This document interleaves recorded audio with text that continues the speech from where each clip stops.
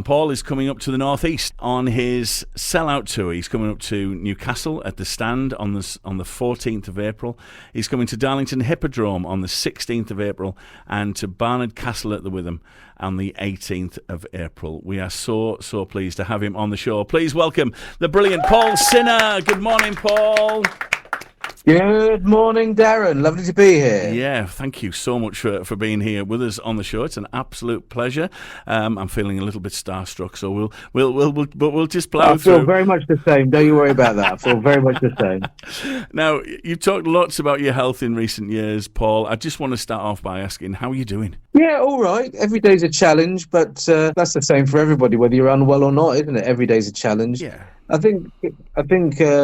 The disaster years of 2020 and 21 with the lockdown and COVID and everything, it taught us that we're all struggling in our own way, and we all have complicated lives that are often made complicated by real life. Yeah. And yeah, you take each day as it comes. I never stop being cheerful and optimistic.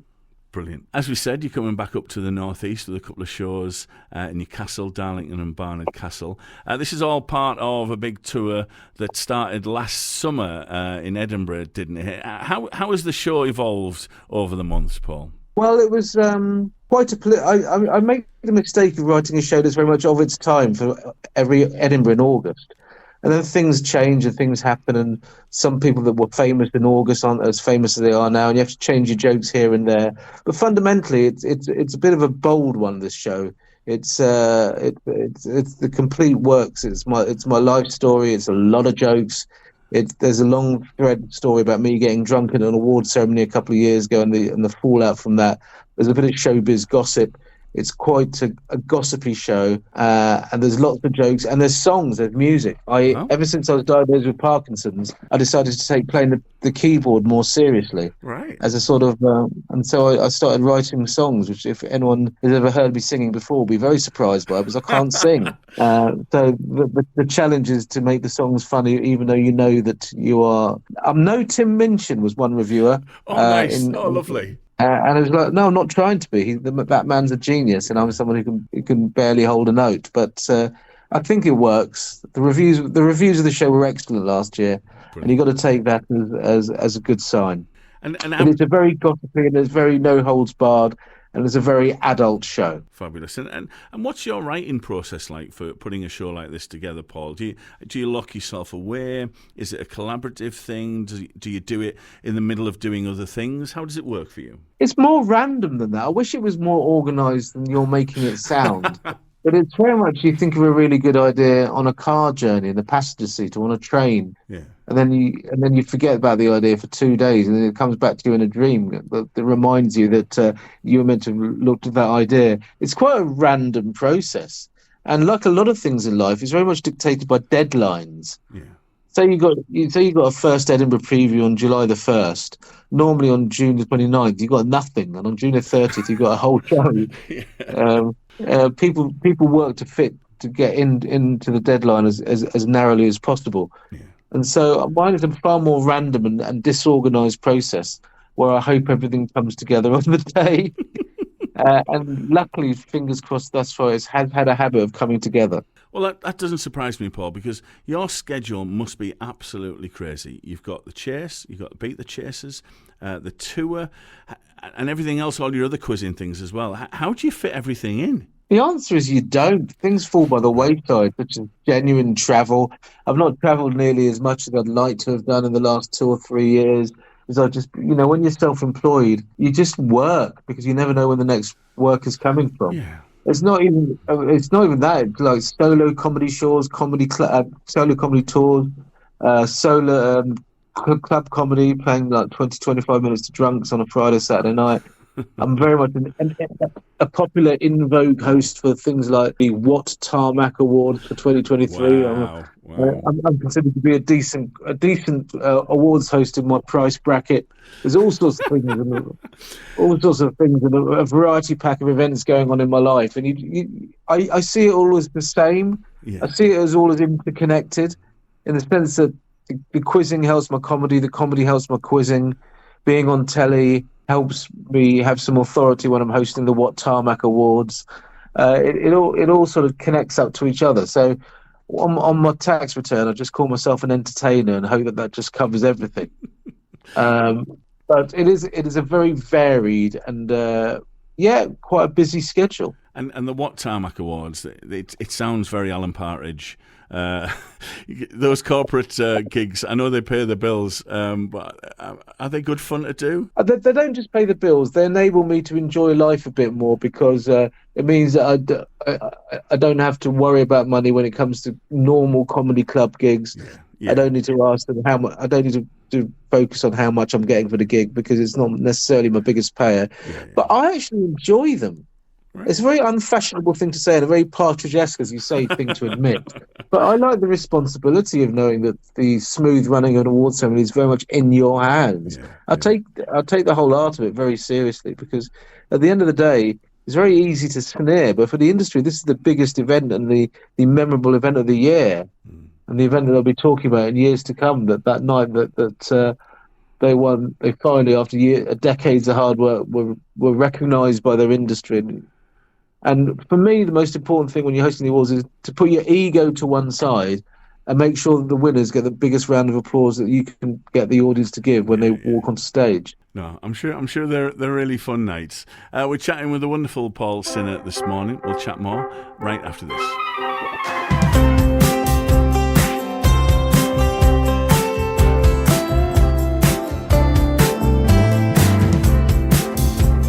Child is a mystic having visions of a new dawn. Be the one in a million that could lift the sun up and over my horizon. We can take it to the people with a microphone, scale the darkness with a light bulb. Oh hi, say right in your head. Oh hi.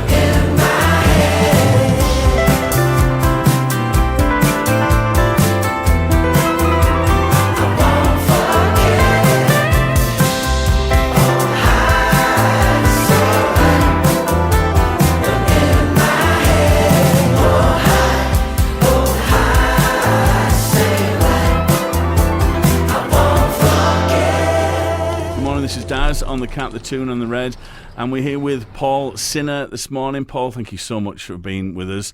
Now, we know, first hitting our screens in 2009, 16 seasons, over nearly 2,500 episodes, 3 million people tune in a day. I've got it on Series Link just so I don't miss it.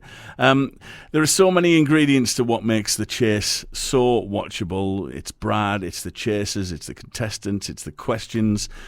What is it for you, Paul, that gives it its magic, that makes it still so unmissable? I think I mean, you mentioned a lot of things, but I think the questions don't scare people off, and the questions are also quite skillfully selected. There are a lot of times when the audience knows the answer and the chaser doesn't, and it makes the audience feel clever and good about themselves, because we are called quiz geniuses, and I suppose we're very good at quiz, but we're not geniuses. In the sense that we're all very stupid in other ways, very ignorant in other ways. I can barely tie my shoelaces in the morning, and I don't consider myself a genius at all. I just consider myself somebody who's very good at general knowledge. There are whole areas of life that I'm not very good at all, and these can come up. I mean, I can't remember what color anything is. I know how to drive a car, but I don't understand any of the actual workings of a car. Right. Sort of real life, real experience knowledge. I think letting the audience into our lives and making them realise that we can be just as fallible as they are on occasion, and making them feel good is great. But the biggest thing I think really is Bradley. He's the king. He's got the Midas touch when it comes to TV. Everything he does is really good, and the general public love him. He's got this relationship with the general public. Their love is unconditional, because he doesn't overplay it, and he doesn't get smug or big-headed. He loves the audience back, and he's the biggest ratings warrior we have. And I love his relationship with you guys as well, with the chasers. You know, the ribbing, the teasing that he does with you, and you know, he sides with the contestants, obviously. But I think, you know, the relationship on screen between you and and Brad it feels like a really special relationship. I agree, and I think it's most seen in Sean, with him and Sean. I think him and Sean have this amazingly funny relationship, and that's why the blooper show, which was on this week, last Sunday, often has more Bradley and Sean stuff than Bradley and the rest of us, because they really do have a dislike-hate relationship at times. That is built very much on mutual respect, love, and it's a really great relationship to watch. It's a bit Laurel and Hardy at times. Yeah. And is it true, I read, that that you chasers have your own WhatsApp group to help support each other, and you know, particularly if you go on a little bit of a losing run or something like that? We do have our own WhatsApp group, the contents of which will remain unrevealed. Oh yeah. I'm not prying. But it's mostly to help, you know, to help ourselves know which way which direction the questions might be turned, and giving advice on areas of knowledge you might otherwise have been ignorant on. You know, they're asking a few questions on Bridgerton this week or something like that, or you know, just to make sure that we keep up, because that's the most important thing for me, is to make sure that I don't look like a dinosaur when I'm on telly. And to make sure that I at least know what the young people are watching and listening to. One of the things I really love on Beat the Chasers is, you know, when there's a lot of you doing the final chase down thing, and if one of you gets a question wrong, the look on the others' faces when one of you gets a question wrong. I mean, the look on your faces are full of pain, but then the way that the others look at each other is, oh, I can't believe you've got that wrong. You take it very seriously, don't you, Paul? We take genuinely, we're slightly misunderstood on this one. It's a look of pain more than a look of anger, because we're trying to beat the contestant, and when we're on your own, you've only got you're on your own. Yeah. Whereas when you're playing all together, you immediately look towards whoever's buzzed in. And when they get it wrong, you're not genuinely angry. And the reason you're not genuinely angry is we all buzz in and get things wrong. But it's part of the game. When we know that and if you get genuinely angry, you know it's going to be you next. Yes. So we're not genuinely angry. We're genuinely pained, because we want to win. We're that competitive, and we want to win every game. And the chasers often get criticism, particularly on the charity editions, when you guys win and block the charities from receiving their money. Quite often you'll see that in the you know, a lot of the tabloids will report on that, and you know, that must be a tough one, Paul. Yeah, but it's television, and it would be a fraud if we let them win. Yeah, it would actually be a criminal fraud. We are contracted to always try our best. We signed a contract that we will always try our best, and so we always try our best. Yeah. It doesn't give me a great pleasure to catch a team with 1 second to go, even on the non-charity events. Yeah. It gives me pride, but not an enormous amount of pleasure. But you're paid to do a job. Yeah. And if we always lost the charity games, no one would watch. Yeah. Because they'd go, it's a fix. We're always losing. Yeah. And so you just got to play your best. And the way television works is that money has a habit of being eventually seeing its way to charity. Yeah. It's whichever team wins that decides which charity that is. No, I appreciate that. Now, you've mentioned it already, as well as the chase and outside of the chase, you're a big quizzer. That all started in your childhood with encyclopedias and school quiz tournaments, moved on to a near addiction of pub quiz machines, and then a minor midlife crisis took place that made you take things all more seriously. What was that, Paul? Well, for a start, I must take this opportunity to say that much of this will be found in my forthcoming autobiography, Once in a Lifetime, which is going to be published at the end of June this year. Excellent. Nicely done. But secondly, it is just a feeling there was something missing in your life. That there was something I used to be quite good at that I let go. And as a professional comedian, I think people should understand the privilege of having time. A lot of people who work really hard-working, long hours, proper jobs, what are called proper hard-working jobs, they don't have the luxury of spare time. Yeah. Professional comedians, no matter how hard you think you're working, you have a luxury that normal people just don't have, which is spare time. Use that wisely and try and get better at stuff. And that's what I decided to do. I looked stuff up on the internet about how to get better at quizzing and found out that there were these various little mini worlds and mini quiz franchises. And like five-a-side football, I suppose. I always look at quizzing as being like a nerdish version of five-a-side football or village cricket, where the difference being that with quizzing, you turn up to a tournament and you're often playing with the best players in the world, which was a real shock to the system. The very first major quiz that I went to, Kevin Ashman, the mastermind record holder, egghead, multiple world champion, was playing in the tournament, and it was just so weird to be playing in the same tournament. You don't turn up to five-a-side football and find that Jude Bellingham and Harry Kane are there. And quizzing is one where you turn up to any major tournament and you're playing with the best in the world. Can be a very discombobulating experience, but don't take yourself too seriously. It's a very educational experience to learn from the best. Now, you were ranked 6th in the UK at one point, and you recorded top 10 finishes in the European Quizzing Championships as well. Do you quiz as much as you'd like to, Paul? Yes, by which I mean there's been... What happens is you quiz, it becomes very much your life, and then you reach a point where you go, actually, maybe I need to take a step back. Right. And that step back happened during the pandemic years when everything went online, quizzing went online, and suddenly you could quiz 8, 10, 15 times a week. Quizzing was revolutionized by the pandemic. There was an online revolution, and suddenly people were quizzing more often than is healthy. And so I actually have taken something of a step back and only take part in quizzes that I really, really, really enjoy, as opposed to quizzes for the sake of it. I see. And so, yes, in a funny way, I'm now at the point where I'm quizzing exactly as much as I'd like to quiz. Brilliant. We're chatting with the fabulous Paul Sinha. We'll chat a little bit more about his TV and radio work right after this. I see the light, the sun is stolen, no longer night, but not quite morning. Fall into your room, talk until the afternoon. My eyes are bright, but I'm so tired, losing the fight, but I'm inspired, dancing to a tune, loving in the afternoon. I know I'm in deep, but I'm trying.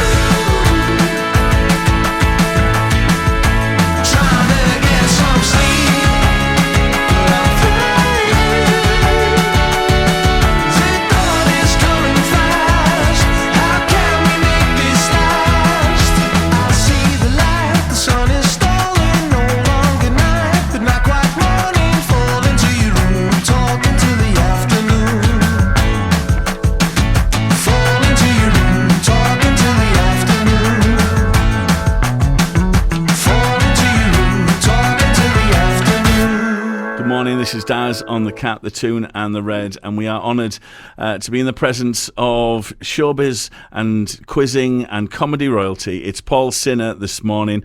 Paul, as well as your extensive TV catalogue, your radio work is equally impressive. Just a Minute, The Now Show, Paul Sinha's History Revision, plus a Champion of Champion on Fighting Talk as well. How much do you enjoy the radio work? I mean, I have a face for radio, but what is it for you that makes it so enjoyable? It's a different art. It's not quite as high pressured. And you know, this thing about having a face for radio can make you very self-conscious. Yeah. If you believe you have a face for radio, it can make you very physically self-conscious on television. Right. It's only your voice that matters and what you're saying. And it's a completely different art. But also I've been really, really lucky to have a producer called Ed Morrish who backed me in terms of factual stuff on Radio 4, History Revision, Perfect Pub Quiz. In a very, very strange night indeed in Berlin in 2016 rather, I won a major award, the Rose d'Or. I won an award that John Cleese and Caitlin Moran also picked up awards the same night, and it was such a weird and surreal experience to be recognised for something that is like the third thing along that I do after quizzing and stand-up comedy. The biggest award I've ever achieved was actually for my radio work. And you know, when you say I juggle a lot of things, I really do juggle a lot of things, because we're recording a new series of Paul Sinha's Pub Quiz this year. We've recorded 2 episodes already in Bradford. We've got another 4 episodes to go later on this year, and it's great fun. You know, the idea of creating a radio show from scratch, being the author of something that's uniquely yours, is very different to being on the chase where you've got people telling you what you can do, what you can't do. Yes. Television is so much more disciplined and organised than radio, so I love it. Yeah. I mean, but I don't love it more than anything or less than anything. I love the fact that I'm privileged that my life is a variety pack. Yeah, I love that I don't just do the one thing. And many people will have seen you in Channel 4's Celebrity Gogglebox with your husband Oliver. We had Bez on the show recently, and he said it's the stuff that they can't include on the show that's the funniest. How much fun is it recording those shows? I think I ought to point out that I believe Bez, and that me and Bez are very, very different people. I imagine that Bez is probably the absolute epitome of the concept of the stuff that you can't show on the show is the funniest. Well, I'm a more sedate human being. I don't think I'm giving off masses for the cutting room floor. But it's enormous fun, and I don't know whether we'll be asked again this year. Who knows? TV has a duty to evolve and move on, and I certainly wouldn't be bitter if I didn't get asked back. Yeah. But it was enormous fun to do, and I'm very proud to be part of the family of Gogglebox. It's a very cherished show. Yeah. And I never used to watch the celebrity ones. I always used to watch the what the quiz people like to call muggles. The normal people. I think there's a great beauty to the show of seeing how the rest of the world sees you. And I also noticed that you're headlining the Soundwave Festival up here in the Northeast at Seaton Crew in July. We're really excited about this, Paul. It's a big thing for us up in the Northeast, the Soundwave Festival. It's in its 2nd year now. Festival gigs seem to be, to me though, a very different animal to your normal stand-up, aren't they? Again, depends on the gig, depends on the festival, depends on the height of the ceiling. I mean, if it's in a tent, you've got more chance of surviving with your dignity intact than if your voice is going into the sky.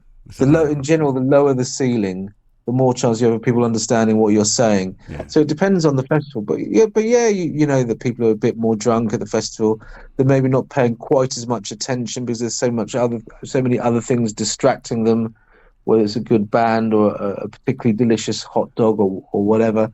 But I as someone who has an absolute phobia of subpar toilet facilities, I do like performing comedy in festivals. Considering that, I mean, I can't really deal with subpar toilet facilities, And as a result, I've not been a huge visitor to music festivals over the years. Yes. I'd rather see them in indoor venues. Yeah. But that's just me being a southern wuss. No, I'm with you on this one. I think the quality of the toilets makes a massive difference to the whole day out. And we've had a couple over here in the northeast recently, and it's I try and go for the VIP toilets. It's worth the investment. All right, Paul. One of the things that I just recently read about you was a set of 50 facts all about you, Paul. So I'm going to need to fact check some of these with you, if that's all right. Yeah. How about this one? I've been twice thrown out of my own birthday party. That is true. One was my 30th. The other one was about 2 years later. And I won't go into details, but Okay. let's just say that back in the day, I had an inability to pace my drinking well if I was feeling particularly happy. Right. Okay. You originally wrote the Diana Ross thin and crusty supreme joke. That is true. As an open spot comedian back in 1995, it's now considered to be a Peter Kay joke. Yeah. I'm not saying he stole it off me. I'm just saying his writers probably did at some stage. But or the joke became an internet joke. But certainly, when Peter Kay started telling the joke, I started getting a flood of emails from people going, "I know it's your joke because I heard you tell it back in '95," and it's like, "Oh, I'm still telling it now. Maybe I should drop the joke." You once saw Alex Higgins punch a man. That is true. At St George's Hospital Medical School bar, a legendary incident in the Freshers Week of 1989. Wow. The exact details are too lurid to outline on what is still morning radio. Yes. But let's just say he was very worse for wear. Yeah. And this last one, you once crashed a car into two others because you dropped a Mars bar and you went down to pick it up. That is what a lot of people of a certain age know me for. The Mitcham, the Mars bar incident of December 1988. Going to my friend Manoj's house in Mitcham with another school friend of mine, Richard, in the seat, dropped a Mars bar, ruthlessly went to pick it up. Next thing I know, I'd crashed into a Honda and a Mercedes that had been innocently parked on the side of the road. Not my finest hour. Not my finest hour. Well, yeah, I mean, that is a fascinating list. If you do find that on the internet, there's some other really, really good ones in there as well. But we need to move on, Paul, because whenever we get some stand-ups on here, we like to do some quick-fire questions at the end. So hopefully we've still got time to squeeze some of these in. So just some quick fires, just to get to know you a little bit more. Who's your best friend in comedy? This guy called Marcus Birdman, who did Britain's Got Talent last year. We did a 4-person show at the Edinburgh Festival in 2001, which also had Mickey Flanagan, the now legendary Mickey Flanagan, headlining every night. Right, wow. Me, him, Alan Cochrane, and Mickey Flanagan, and we've been busy mates in comedy ever since. It's Marcus Birdman. Lovely. What's a skill that no one else knows that you're great at? Playing piano songs just by hearing them. Oh wow! I'm very good at that. Playing pop songs on the piano just by listening to them. Brilliant. Which film have you seen more than any other? It's not a very exciting answer, but I'm pretty sure the answer is Die Hard. Brilliant. I saw it in the cinema on the first night in I think January 1989 at the Streatham in South London. It was such a thrilling experience, and I've just seen it again, and I always get new stuff from it. Yeah. But the interplay between Bruce Willis and Alan Rickman is just fantastic, and it's such an influential film in the sense that after that, no action movies could ever afford not to be funny as well. Yeah. It's just a really, really good film. What's the best heckle you've ever had, Paul? Very good question. I've not really thought about what the best heckle. I'll tell you what happened. I'll tell you what happened. The funniest one I got was actually in November last year. I was doing a gig on the Hampshire coast. I started talking about my husband and being gay, and this couple just got up and walked out. And I generally assumed that they'd had enough of gay talk. Right. And I just said, "What are you doing? It's 2023." Yeah. And the husband just turned around and said, pointed at his wife, said, "Somebody booked a minicab for the wrong time." They'd actually left because their minicab had arrived, and I was accusing them of being homophobic. Ouch. What's the best venue you've gigged in? Oh, the Newcastle stand. Did I get it right? Yes, you did. Well Did I done. say the right thing? Although to be fair, it is undoubtedly, along with the Glasgow stand and the Edinburgh stand, three of the finest places to perform stand-up comedy. But I love it to bits. I'm really excited about going back. What's the worst audience you've come across?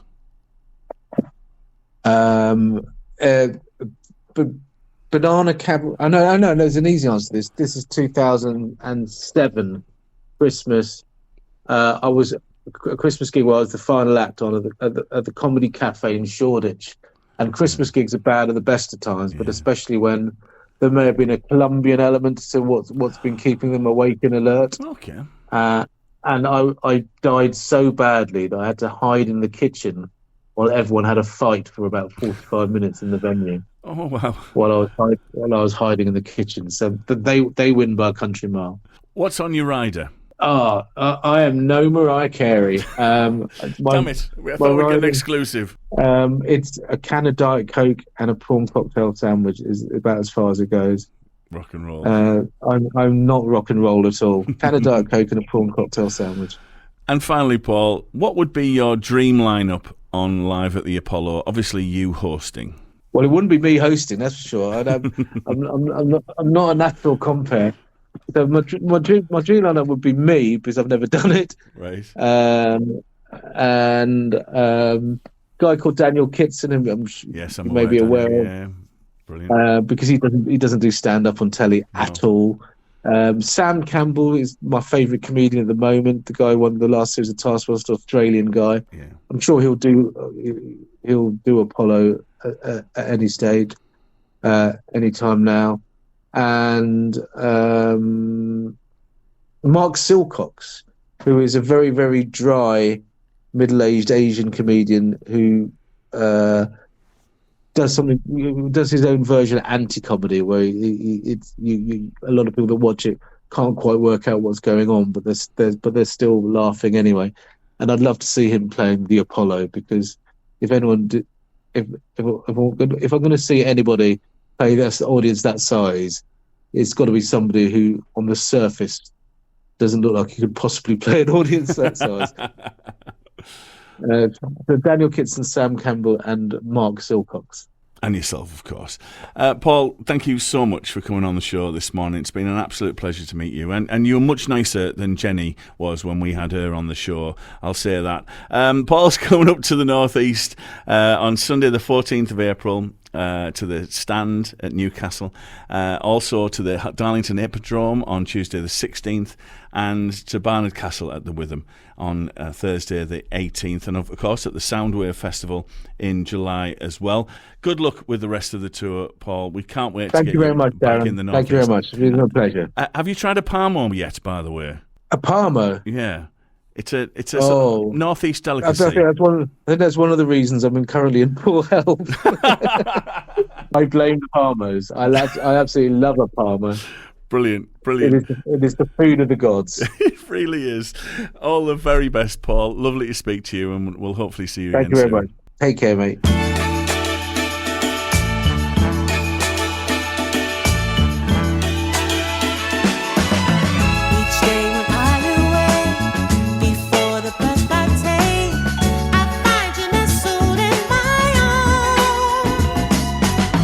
Your smile was